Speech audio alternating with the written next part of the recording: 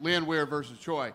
On paper, they go in the middle of the octagon, just start slugging it out, and, you know, sometimes they don't play out the way you think. 15-0 versus 18-0. What that means, you have two really great fighters with a lot at stake. There's a title on the line. Saw a lot of great things from both guys during that fight. It wasn't a knockdown, drag them out war, but I will tell you this, thank God it was 5 rounds. You know, every year we say this is the best year. How do we do better next year? I mean, this is literally what we say every year. And guess what? Last year was the best year in UFC history, and the year before that was. Let's keep it rolling. Madison Square Garden, we weren't allowed to go into New York. The most famous arena in the world, all the big events that have been there. Within the next couple of years, the UFC will be 10 of the top 10 gates of all time at Madison Square Garden. And we broke most of the gates around the world, you know, their records everywhere we go. Okay. I thought the press conference was awesome. Right. I thought the heat between him and Umar was great.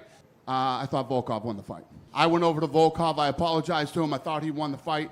And then the head of the commission came over and said, listen, we feel like that second round was really close. Both guys got rocked. We thought that they were making the argument on why the fight was judged the way it was. It doesn't fucking matter what I think. It really doesn't, because at the end of the day, they decide who wins and loses, not us. Merab's fighting people in the fucking stands, okay?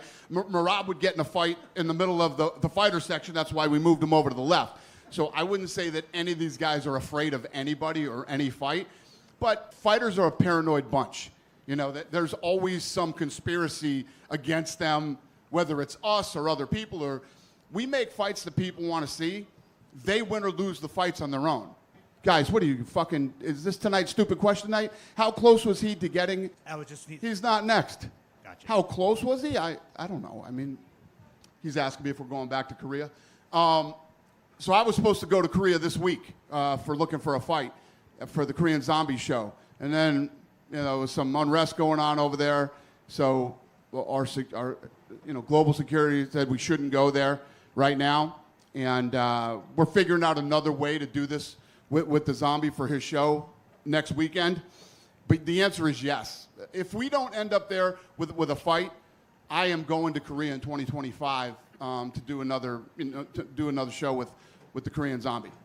Yes, we will eventually get back to Korea. I'm actually going to do Looking for a Fight, and we're going to do it via satellite from Florida next weekend. So, you know, I had lunch with the Zombie the other day, and he was all bummed out. He's like, this card's badass. I got people that should be in the UFC on this card, and I love the Korean Zombie, so we're going to figure this thing out. It's going to be different than the normal show, but we're still filming this episode of Looking for a Fight.